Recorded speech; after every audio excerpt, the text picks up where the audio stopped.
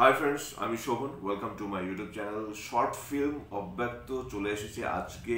The Bong গ্রাফার্স তাদের যে একটা ইউটিউব চ্যানেল রয়েছে সেখান থেকে কিন্তু আজকে অব্যক্ত এই শর্ট ফিল্মটা চলে এসেছে। ডিউরেশনের কথা যদি বলি, প্রায় 18 মিনিট প্লাস 18 মিনিট 50 সেকেন্ডের মতো এই শর্ট ফিল্মটা। কিন্তু প্রথম থেকে শেষ অবধি শর্ট ফিল্মটাকে যেভাবে বানানো হয়েছে সেটা কিন্তু এক কথা অসাধারণ। দ্য বং গ্রাফার্সের ম্যাক্সিমাম শর্ট ফিল্ম কিন্তু আমি অলরেডি রিভিউ করেছি। তো check out my YouTube channel, সেখান থেকে আপনারা চ্যানেলটা দেখে নিতে পারেন। দ্য বং গ্রাফার্স তারা কিন্তু যথেষ্ট বড় মাপের কিন্তু তারা শর্ট ফিল্ম বানায়। অব্যক্ত এই শর্ট ফিল্মটার লিঙ্কও আমি আমার ডিসক্রিপশন বক্সে দিয়ে দেবো।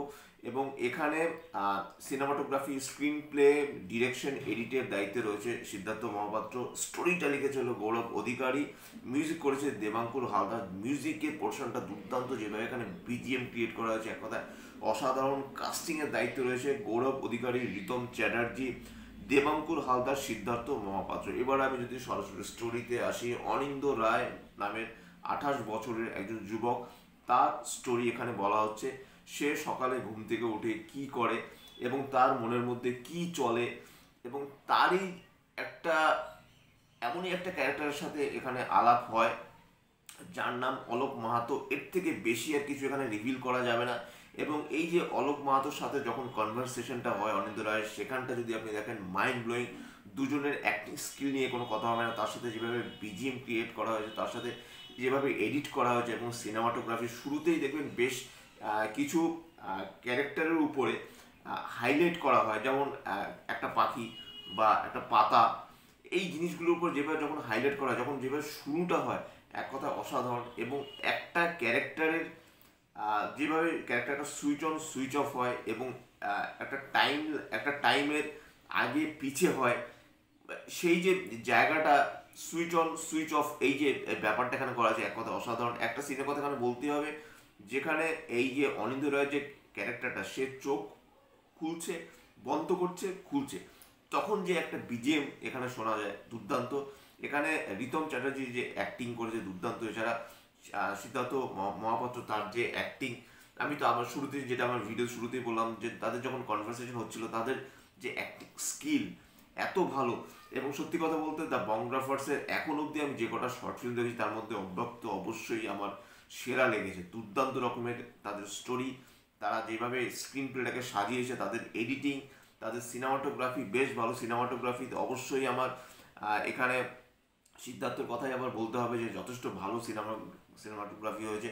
মিউজিক, দেবাঙ্কুর হালদারের মিউজিক কিন্তু আমার বেশ বেশ ভালো লেগেছে। এর আগে দ্য বং গ্রাফার্সের অন্য যে বিজিএম আমি শুনেছি, বা যে মিউজিকের দায়িত্বে যে ছিল, সেখানে থেকে, মানে সেই মিউজিকের থেকে কিন্তু এটা অনেক অনেক বেটার হয়েছে। এবং তারা কাজটা যে খুব যত্ন নিয়ে করেছে সেটা কিন্তু বলাই বাহুল্য।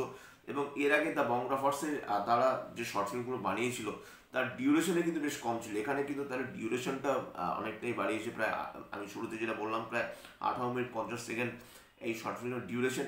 এবং যেভাবে শুরু থেকে শেষ অবধি যেভাবে কাজটাকে নিয়ে গেছে।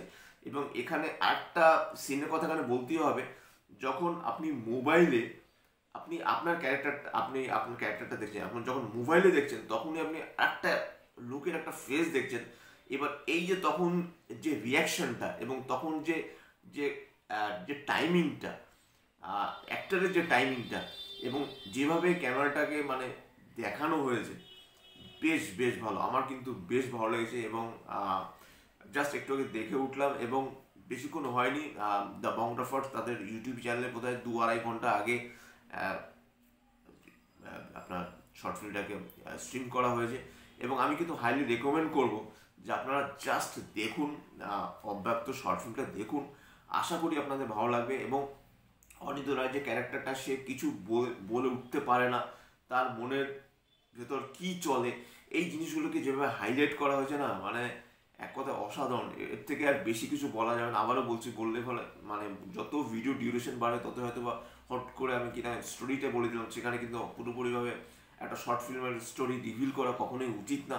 আপনারা গিয়ে শর্ট ফিল্মটা দেখুন, এবং অবশ্যই দ্য বং গ্রাফার্স তাদের কিন্তু সাপোর্ট করুন। তাদের কাজগুলো কিন্তু বেশ ভালো।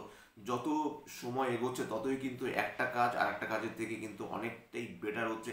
কারণ দ্য বং গ্রাফার্সের সবগুলো কাজ কিন্তু আমি দেখেছি, মানে ফার্স্ট কাজ থেকে এখন অবধি কিন্তু তারা অলমোস্ট বোধহয় 13 to 14 শর্ট ফিল্ম করেছে। আমি একটা না দুটো হয়তো বা সেই শর্ট ফিল্মের রিভিউ করে নিই, এছাড়া সবগুলো শর্ট ফিল্ম আমি রিভিউ করেছি।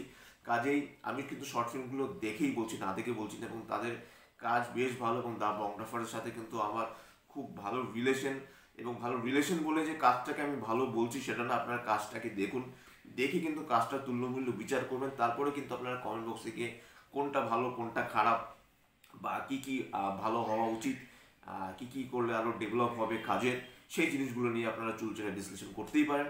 এবং অবশ্যই আবারও বলছি যে আপনারা অব্যক্ত এই শর্ট ফিল্মটা দেখুন, আশা করি আপনাদের ভালো লাগবে। আর আপনাদের যদি আমার চ্যানেলটা ভালো লাগে লাইক শেয়ার কমেন্ট এবং সাবস্ক্রাইব করতে ভুলবেন আমার চ্যানেলকে। ইনস্টাগ্রাম লিঙ্ক, ফেসবুকের লিঙ্ক এবং ইউটিউবের লিঙ্ক আমার ডিসক্রিপশন বক্সে দিয়ে দেওয়া রয়েছে, সেখান থেকে আপনারা আমাকে কানেক্ট করতে পারেন।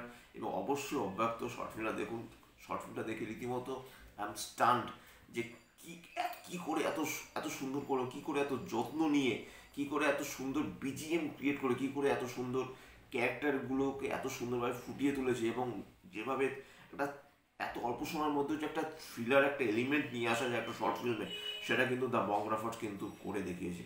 So till institute, tata.